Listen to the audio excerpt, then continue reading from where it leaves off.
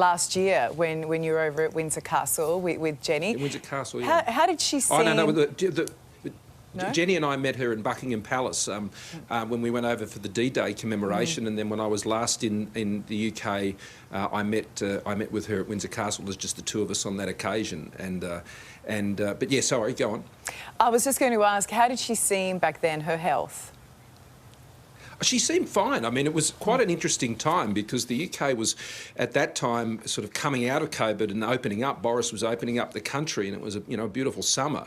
And she hadn't had any visitors at Windsor for some time. Other than, the Bidens had been there, the President and the First Lady had been there the day before for tea. And then I was her next visitor the next day.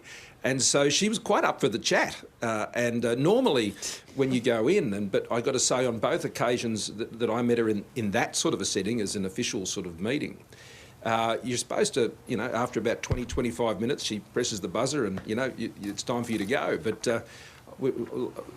on both occasions, our time ran significantly over, and she was just engaged in a warm conversation, and particularly with Jen. I mean, Jen and her were chatting away, and it was just lovely to just be there and be present in all of that. We actually gave her I asked John Howard before I went and met her the first time, what do you give a queen, our queen, as a gift?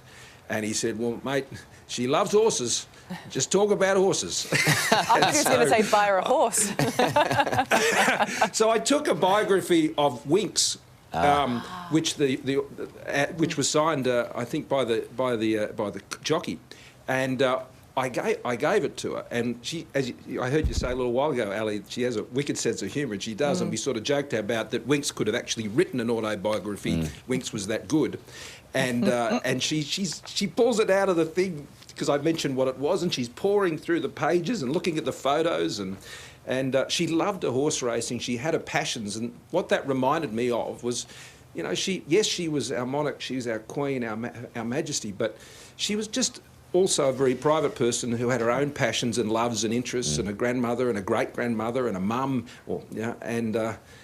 she was the full package. Yeah, and she had plenty of meetings with Chris Waller, the greatest trainer in Australia, and obviously the trainer of Winks as well. Good to talk to you, Scott. Thank you so much for being with us. It's just gone 10 a.m. on the East Coast, 8 a.m. on the West.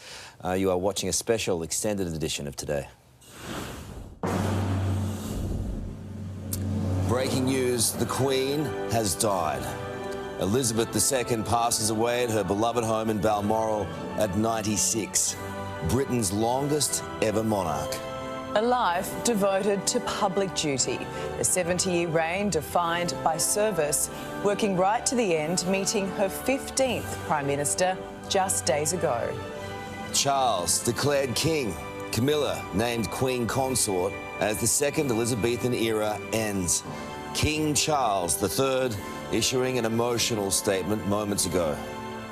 Australia farewells our Queen. Tears and tributes for the monarch who was a constant thread through our lives and a constantly changing world. This morning, we'll hear from the King about the next days of commemoration as the world farewells Queen Elizabeth II.